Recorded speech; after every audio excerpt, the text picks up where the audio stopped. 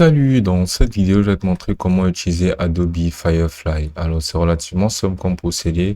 Adobe Firefly est une application d'Adobe qui permet la génération d'images. Sans plus tarder, on va se lancer directement dans comment l'utiliser pour pouvoir construire des images par intelligence artificielle de manière rapide et facile. Donc, on va venir cliquer là sur cette option de texte à image au niveau de Firefly. Et là, on sera automatiquement redirigé vers cette page où on pourra voir énormément d'images et de modèles d'images qu'on pourra utiliser comme référence pour notre génération d'images. Là, par exemple, on pourra voir cette image ici. Il y a juste une large gamme artistique. C'est à peu près le même principe que Dali. On aura tout simplement, par exemple, à venir cliquer sur cette image-ci. Et là, on peut avoir le prompt de cette image-ci que l'on pourra directement cliquer dessus et copier. Mais dans le cas où ça ne nous arrangerait pas, on va tout simplement ressortir. Et pour ne pas directement entrer dans l'éditeur photo et directement explorer encore plus d'images de manière beaucoup plus facile, ce qu'on va faire sera de venir entrer dans une nouvelle page et venir entrer Lexica Art. On va venir entrer Lexica Art et là, on va pouvoir cliquer là sur lexicaart.com. Maintenant, on va pouvoir voir énormément d'images et de modèles d'images qu'on pourra utiliser tout simplement en copiant le prompt. Donc, on va devoir scroller.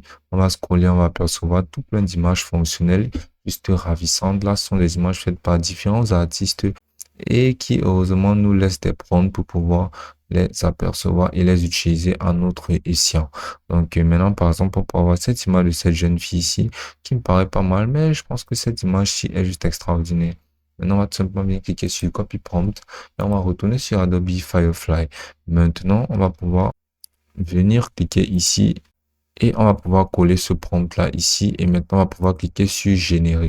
On pourra voir les images qu'Adobe Firefly nous générera à partir du prompt qu'on aura utilisé pour cette image ici. Donc là, on peut voir que l'image ne correspond pas tellement au style de l'image qu'on a aperçu au préalable, mais ce n'est pas grave parce que l'on peut apercevoir que certains mots enfreignent les consignes dont ont été supprimés. Donc ce que l'on va faire sera de retourner et de chercher une image un peu moins dans ce sens-là. Par exemple, cette image, si on va venir copier ce prompt et on va venir l'insérer directement sur la barre de prompt ici, on va venir cliquer sur Entrée.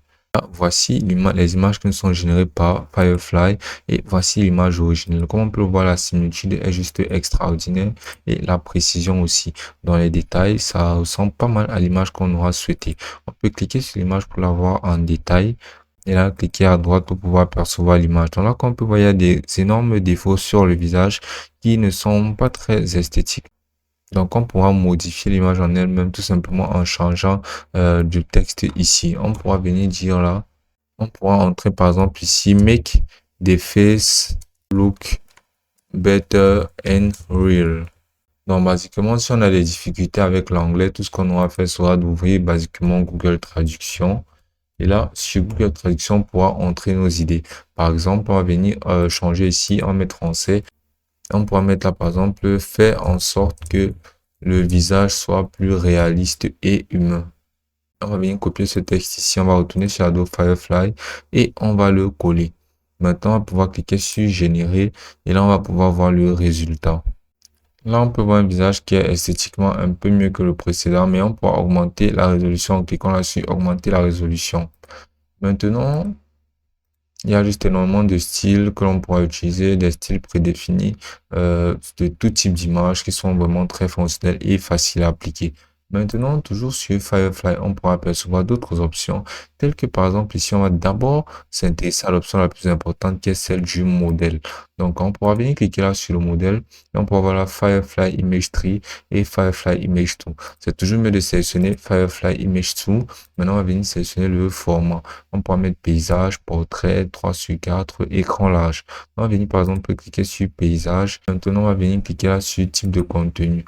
Maintenant, ce type de contenu, on peut avoir la art qui correspondra basiquement par exemple à des designs graphiques, des graffitis que l'on pourra générer. Et ici, on pourra avoir la photo qui correspondra par exemple à des photos humaines ou à des photos de personnes.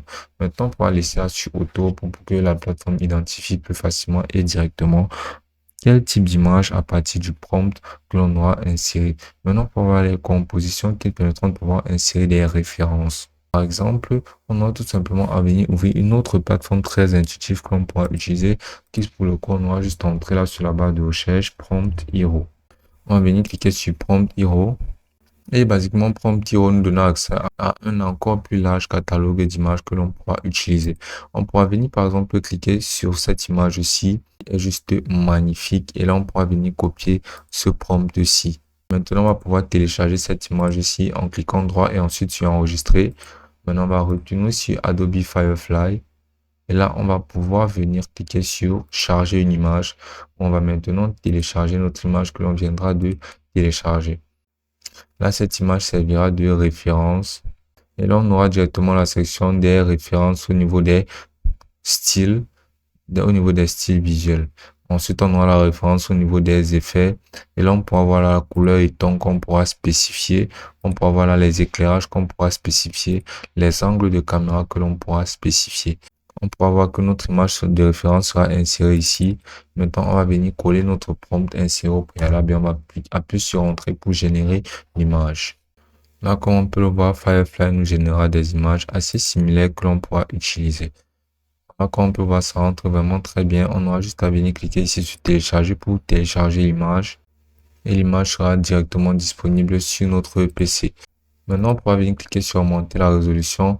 Pour augmenter la résolution de notre image, comme on peut le voir ici, c'est en cours d'augmentation. Là, maintenant, la résolution est augmentée, ça paraît juste magnifique. On pourra maintenant télécharger à nouveau notre image.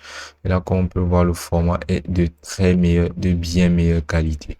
Ça rentre juste parfaitement. Et la plateforme est vraiment très fonctionnelle. Ça a aussi d'autres fonctionnalités, à part celui du texte en image, telle que la fonctionnalité du remplissage génératif, de générateur de modèles et de générateur de vecteurs à travers Adobe Illustrator.